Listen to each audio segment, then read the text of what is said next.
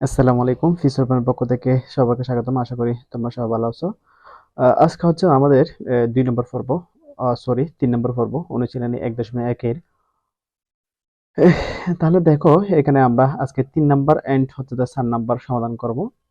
এখানে ৩ নাম্বার বলা আছে নিচের সংখ্যাগুলোকে কোন ক্ষুদ্রতম সংখ্যা দ্বারা গুণ করলে গুণফল পূর্ণবর্গ সংখ্যা হবে।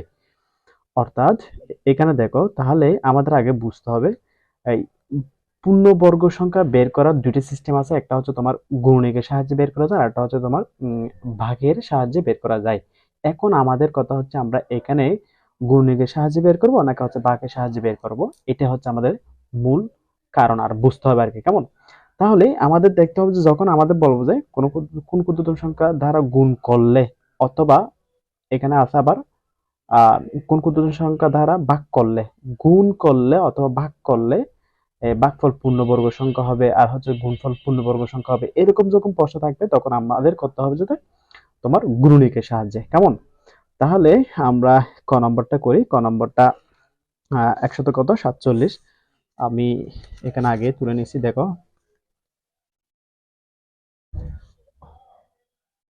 তাহলে এখানে ভিতর তোমার এটা ৩ দিয়ে যাবে, ৩ দিয়ে গিয়ে কত হবে ৪৯। কেমন? তাহলে এটা আবার কত দিয়ে যাবে তোমার ৭ দিয়ে, ৭ ৭ ৪৯। তাহলে আমরা পেলাম, দেখো, সুতরাং ১৪৭ সমান সমান হচ্ছে যে 3 ইন্টু 7 ইন্টু 7। কেমন? তাহলে এখানে 3 ইন্টু 7, এই ৭ ধরনটাকে আমরা লিখতে পারি কিরকম, অর্থাৎ এটা কি বর্গমূল, এটা একটা বর্গ সংখ্যা। কেমন? তাহলে এটাকে বর্গ করা যাচ্ছে না, এটাকে করা যাচ্ছে, এটাকে করা যাচ্ছে না। তাহলে এই সংখ্যাটা হচ্ছে তো আমাদের উত্তর, এই যেটা করা যাবে না ওইটা হচ্ছে তো আমাদের উত্তর। কেমন? তাহলে আমরা লিখবো কিভাবে, দেখো। সুতরাং ১৪৭ এর সাথে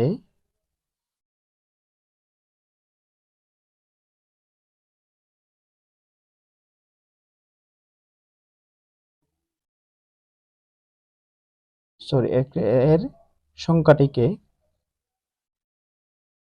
সংখ্যাটিকে কত দ্বারা, ৩ দ্বারা গুণ করলে, ৩, দেখো, ৩ দ্বারা গুণ করলে গুণফল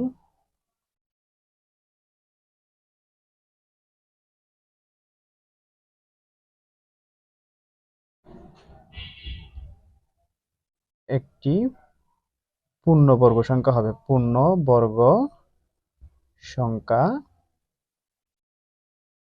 হবে।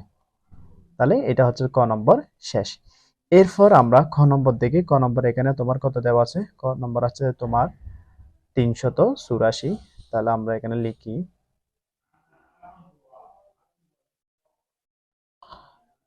৩৮৪, যেহেতু এটা দুই সংখ্যা তার মানে এটা ২ যাবেই, গিয়ে কত হবে ১৯২,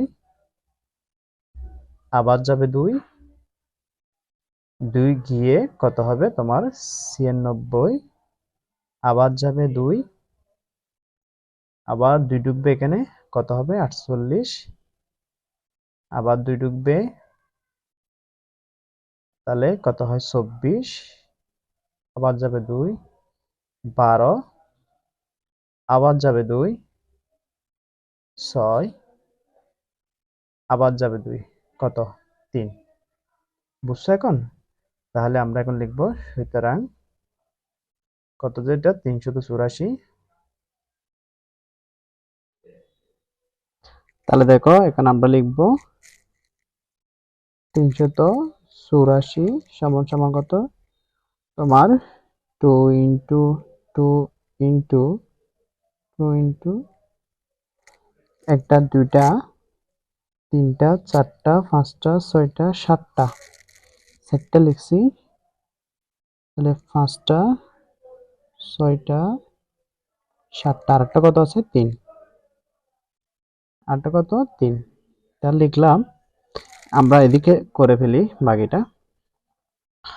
তাহলে এখন লিখবো, দেখো এখানে কয়টা বর্গ পাওয়া যাচ্ছে দেখো, এই দেখো, একটা, দুইটা, তিনটা, তিনটা 2 এর বর্গ পাওয়া যাচ্ছে। কেমন?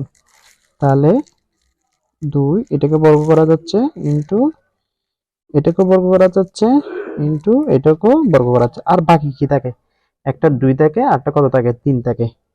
তাহলে বাকি হচ্ছে কত থাকে? 2, 3। এখন যে দুইটা বাকি আছে, আমরা এই দুটোটা গুণ করে দিব। তাহলে কত হয়? 3 দুগুণ 6। এটা হচ্ছে তো আমাদের কি উত্তর আর কি। তাহলে আমরা এটা সাজিয়ে কিভাবে লিখবো? অর্থাৎ 384 কে কত দ্বারা? 6 দ্বারা গুণ করলে, গুণ করলে গুণফল একটি পূর্ণ বর্গ সংখ্যা হবে। ঠিক আছে না?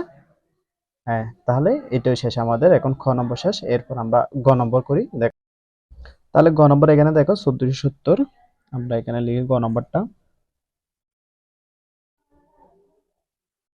70। এটা 2 দিয়ে যাবে, 2 দিয়ে গেলে তোমার হয় হচ্ছে যে 735,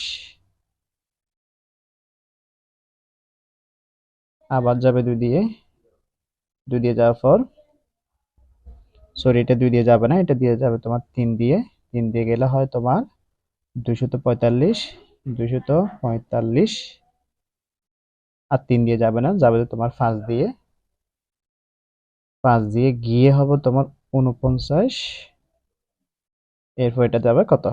7, 7 সাথে কত? 49। তাহলে আমরা পেলাম এখন, সুতরাং 1470 সমান সমান 2 ইন্টু 3 ইন্টু 5 ইন্টু 7 ইন্টু 7। কেমন? তাহলে দেখো, এটার বর্গ করা যাচ্ছে, এটা বর্গ করা যাচ্ছে, আর এটা করা যাচ্ছে না। এগুলা যেগুলো করা যাচ্ছে না, এগুলো আমরা কি করে দিব? গুণ করে দিব। আর এটা তো বর্গ করা যাচ্ছেই, এটা আমাদের লাগবে না। তাহলে কত দেখো, 3 দুগুণ 6, 5 কত? 30। তাহলে এটা হচ্ছে যে আমাদের উত্তর। তাহলে আমরা ওভাবে কি আগের মতোই সাজে লিখবো, অর্থাৎ এত এর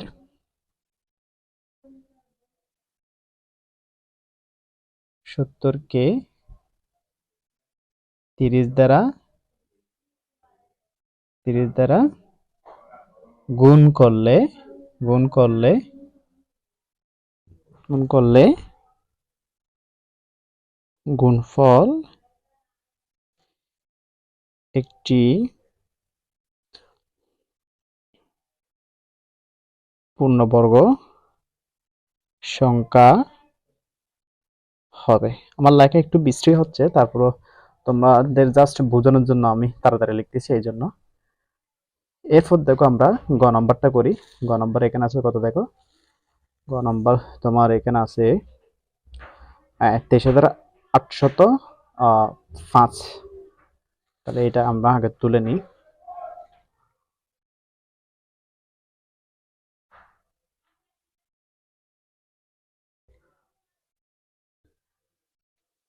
এটা তোমার 3 দিয়ে যাবে, 3 দিয়ে গেলে হয় হচ্ছে তোমার 7,935।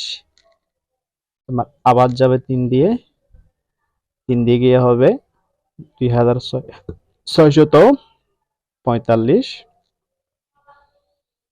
তোমার এটা 5 দিয়ে যাবে, 5 দিয়ে গেলে হবে 529।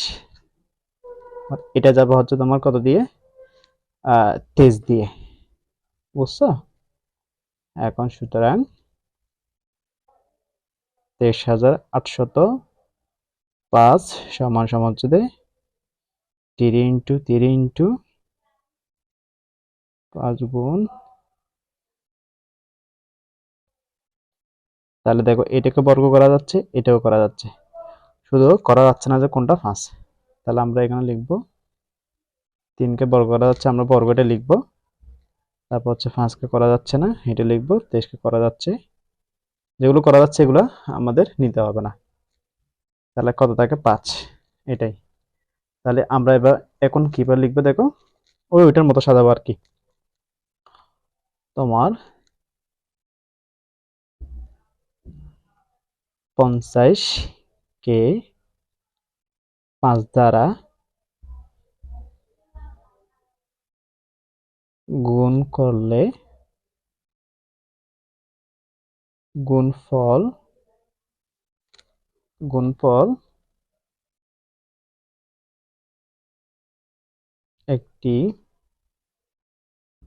পূর্ণবর্গ সংখ্যা সংখ্যা হবে। আমি জাস্ট তোমাদের লিখা বোঝানোর জন্য লিখতেছি। তোমাদের যদি লেখাটা এলোমেলো লাগে তাহলে তোমরা একটু বই থেকে দেখে দেখে লিখে ফেল, কেমন? তাহলে এখন হচ্ছে তোমার দেখো গ নম্বরে শেষ করছি আমরা, 3-এর গ শেষ করছি। এখন হচ্ছে 4 নম্বর। দেখো 4ও একই, আমরা হচ্ছে তোমার গুণনীকে সাহায্য করব। তোমাদের তো প্রথমে বললাম আমি। তাহলে দেখো 4-এর ক নম্বরটা আগে আমি এখানে তুলে নিই। এটা হচ্ছে 972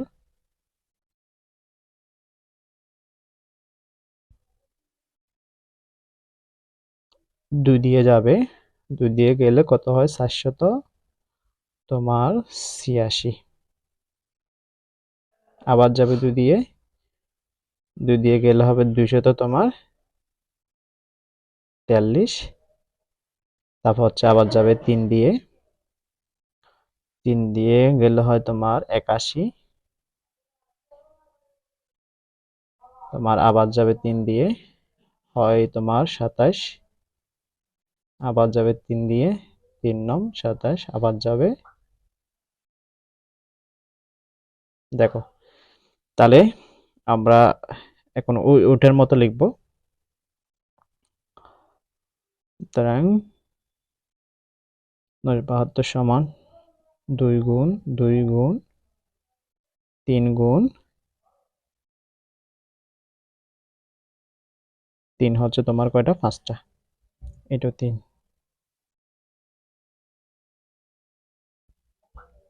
চারটা, 5টা। দেখো একটা 2 জোড়া আর এটা জোড়া, জোড়া ছাড়া কোনটা আছে? 3। কেমন? তাহলে আমরা এখন লিখবো,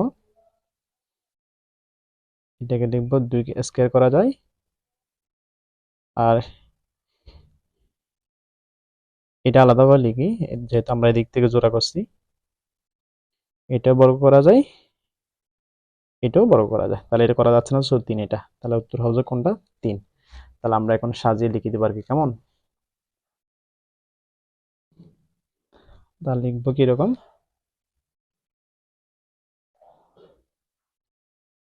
তাহলে দেখো 972 কে 3 দ্বারা ভাগ করলে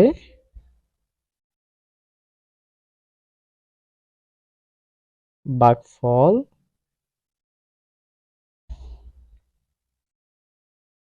একটি পূর্ণবর্গ সংখ্যা হবে। তাহলে আমাদের ক নম্বর শেষ। এরপর আমরা ক নম্বর দেখি। আমরা তো ক নম্বর দেখো 4056, এটা করি এখন।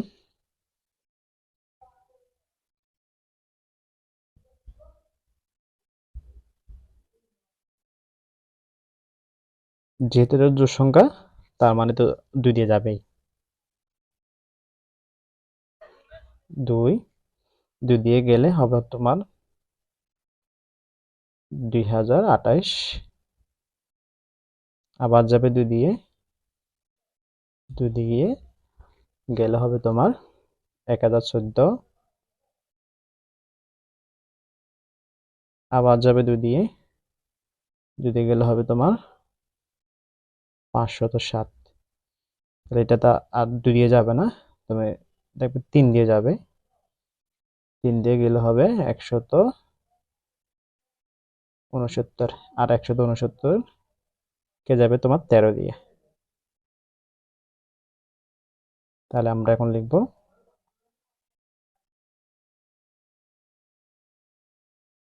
সমান সমান 2 কয়টা, 3টা, 1টা 2টা 3টা, 3 হচ্ছে 1টা, আর 13 হচ্ছে কয়টা, 2টা।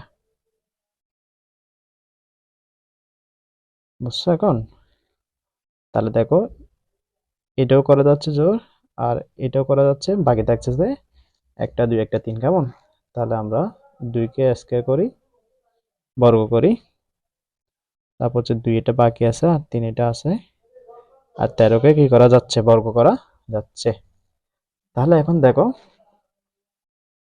আমরা একটু নিচে জায়গা নেই, যেহেতু এদিকে লিখি, তাহলে এই দেখো এখানে তোমার কত হবে, 3 দুগুণ 6, আমাদের উত্তর হচ্ছে কত, 6। তাহলে আমরা এখন এদিকে সাদা লিখব,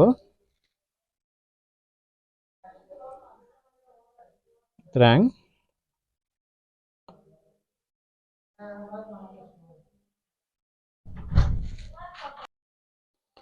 এতকে 6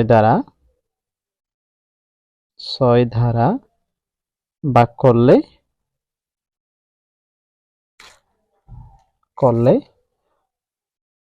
ভাগফল একটি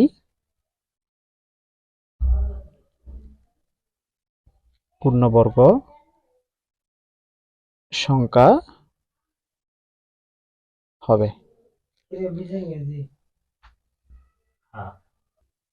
তাহলে এরপর দেখি আমরা গ নম্বরটা, এটা করি এখন। 21,952, যেহেতু জোড় সংখ্যা, এদিকে তোমার 2 দিয়ে যাবে, 2 দিয়ে গিয়ে কত হয় দেখো, 10,976। কেমন? এটাকে আবার 2 দিয়ে যাবে, 2 দিয়ে গেলে হবে 5,488, আবার যাবে 2 দিয়ে, হবে তোমার 2,744, আবার যাবে 2 দিয়ে 1,372, আবার যাবে 2 দিয়ে 686, আবার যাবে 2 দিয়ে 300 তোমার 43, তারপর হচ্ছে আবার যাবে তোমার 7 দিয়ে, 7 দিয়ে গিয়ে তোমার হবে যে 49, তাহলে এটা আবার 7 দিয়ে যাবে, তাহলে শেষ। এখন আমরা দেখো, আমরা এদিকে যেহেতু জায়গা নাই, আচ্ছা সরি আছে, আমরা এখন লিখবো যে সুতরাং